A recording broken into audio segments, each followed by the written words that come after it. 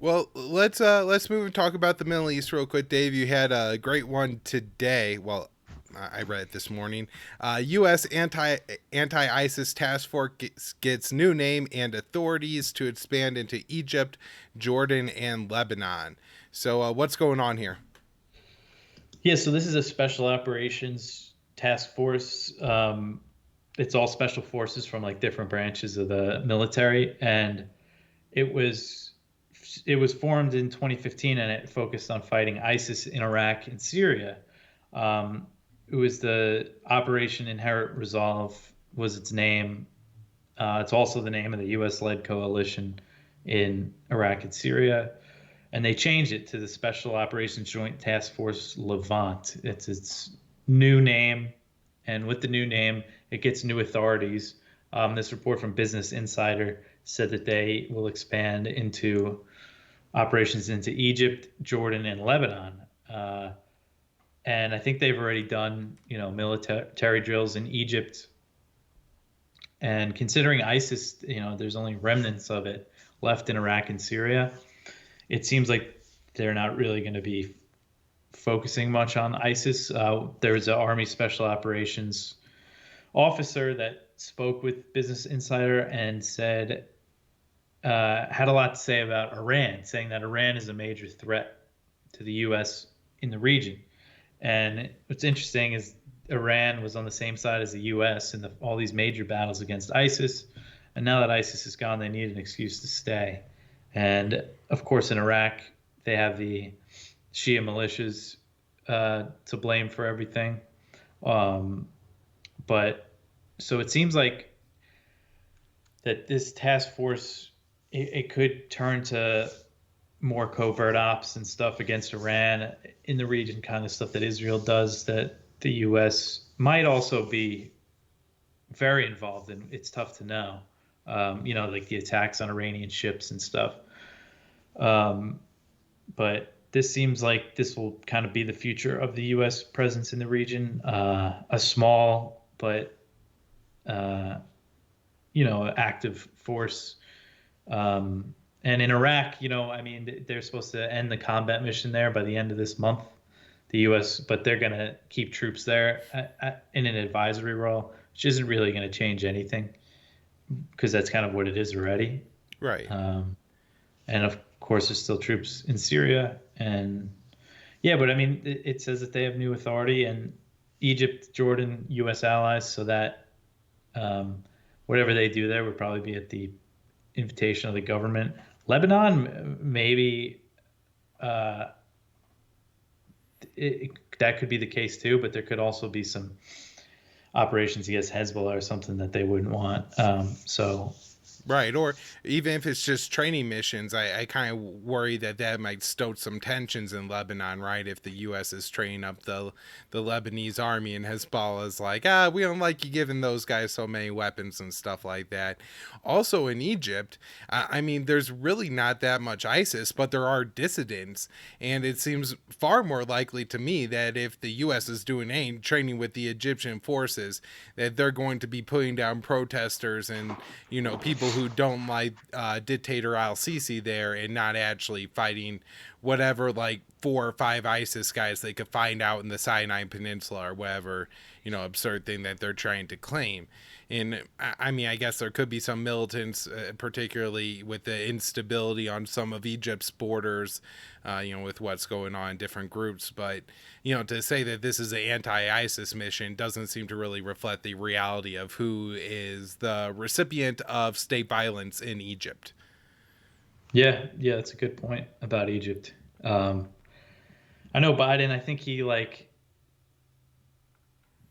did he stop giving them like a very small fraction of military aid I or believe something? Do you, so. do you remember that? I believe Yeah, so. I because think they're it was one of like a our hundred or 50 million of whatever. yeah out of a few billion. Yeah. They get a lot. But yeah, so yeah, we'll see how this. I mean, it's going to be tough to know exactly what's going on with these special operations for stuff and with Iran and Israel and how the JCPOA talks is a whole other factor in that. So Yeah.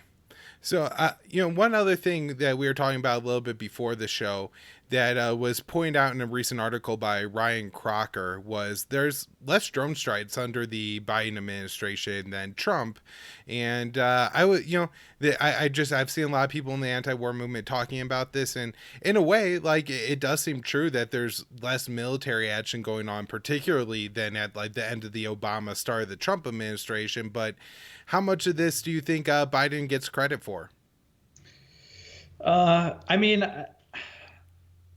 the idea of I hate to give Biden credit, but I think he definitely gets some because you know if you look at like you said, Trump inherited a very different foreign policy. I mean, the war against ISIS in Iraq and Syria was at its peak, but he also escalated that war. He escalated the war in Afghanistan. He escalated the war in Somalia, the war in Yemen against Al Qaeda, on top of the war for Al Qaeda against the Houthis. And Biden came in without that big air war in Iraq and Syria, and he followed through on the Afghanistan withdrawal. It seems like he really reduced drone strikes in Somalia. Before Trump left office, there was a drone strike in Somalia about once a week from AFRICOM, and those are just the ones that we know of that they took credit for.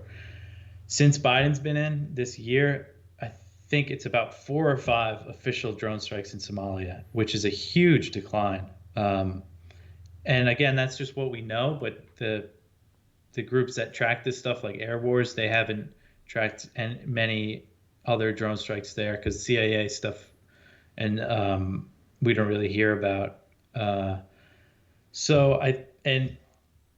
It is, he's changed. He's ordered this review because Trump loosened restrictions for drone strikes. He gave the military more authority to carry them out. And it seems like Biden kind of, I don't know if he rolled them back or he like paused them to review them.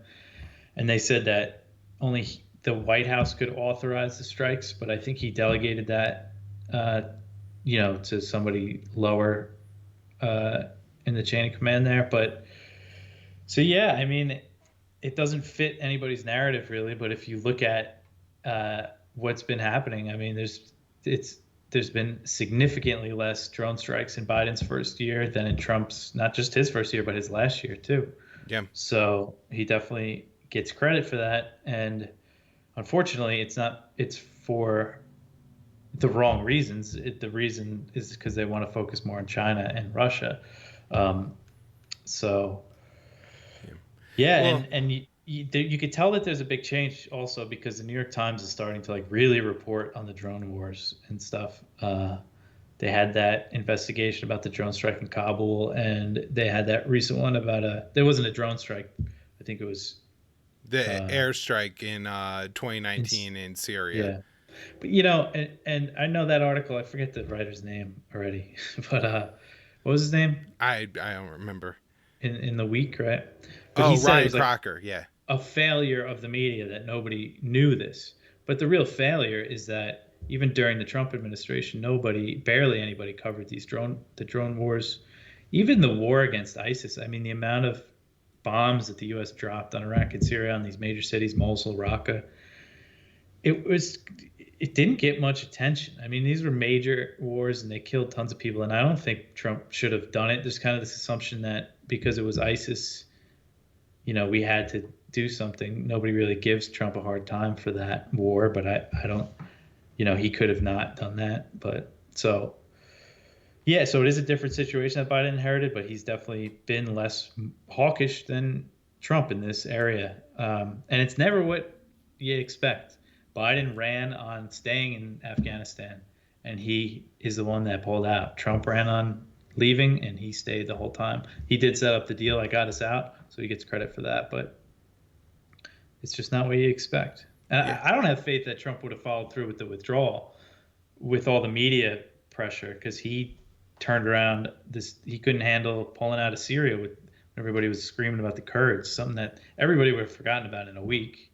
And he ultimately, reversed his decision. So, and during the withdrawal, he was releasing statements like, "Oh, I would be bombing the hell out of the Taliban and all of our weapons there right now." So, yeah. So, I would guess the two places you really give him credit for would be Afghanistan and Somalia, where in Afghanistan, even if even if you look at it and say it's circumstantial with, Trump stealing everything like that, and that he really didn't have other options anyways, which I think is mostly the case. We could have invaded, but it seemed like he was kind of put in a place where he made the decisions that were the only ones available to him. However, Trump was dropping thousands of bombs on Afghanistan a year, and even in the lead up to the withdrawal during Biden's administration, the media presented it as Trump had barely been waging a war over the past couple of years and allowed the resurgence of the Taliban, and that just wasn't true at all. Airstrikes were way up in Afghanistan during the Trump administration, so at least Biden didn't carpet bomb the place on the way out the door. He could get credit for that, because I think Trump would have. Then, in Somalia, definitely gets credit because Trump had ramped up that war to an unbelievable level, and really for no reason. He wanted to get out of the thing when he came into office, and they wouldn't let him leave, and so they bombed it double. When it comes to Iraq and Syria, I mean, there's really not much Biden could do now. Iraq, it's the Iraqi military that's going to carry out any strikes against ISIS. It's not going to be the U.S. really. And then in Syria, the territory is either controlled by the U.S. or the Syrian government. And so what's the U.S. going to do? Bomb our Kurdish allies for conscripting 15-year-old girls? I mean, maybe, but I don't think that's going to be Biden's step. Also, when you mentioned pulling troops out of Iraq, before it had been the case that to pull out of Iraq, the U.S. will also have to pull out of Syria, because there's so much supplies that go from Iraq to Syria to reinforce the U.S. troops there. That do you think they have the capability to really pull out of Iraq and stay in Syria, or are we at the point now where if we're pulling out of Iraq, that also means we're getting out of Syria? Yeah, I think they need to be in Iraq to be in Syria, from how I understand it, because that's how all the supplies get to those bases. Not all of them. I'm sure a lot is flown in too, but I think it's a big part of supporting the presence in Syria. And they don't want to leave Syria. They really, I really don't think that. I think they want to stay there. They want this status quo to be the status quo for a long time. The occupation of eastern Syria, the sanctions, and the constant Israeli airstrikes. And it's similar to how Iraq was, in the 1990s after the Gulf War, except the U.S. occupies a good chunk of the country. So that's a pretty bad situation. So that's, I don't want to make light of the stuff that Biden is doing in the Middle East, in Syria, especially in Yemen. I mean, the war in Yemen is it's just. Saudi has really turned up the bombing there. They're dropping 20 plus strikes a week. Jason Ditz is keeping up with it at antiwar.com. But 20 plus strikes a week. And I think even the Houthis admit that they've lost 15,000 fighters since June. Since June. Yeah. I mean, it's crazy. It's so turned up, and nobody notices it. Man, I got to remember writers' names so I can give them credit. But there was just something I read today. Daniel Larison quoted it in his column this week. I have to look at the guy's name. I want to say Adam Johnson, but he wrote an article on for MSNBC, or criticizing MSNBC for not covering the Yemen war since Biden took over. Yeah, it's been a year since they've had a segment on the war. They covered when he said that he was ending support for offensive operations there, and that's it. And he hasn't done that. The war's still going. People are still starving to death.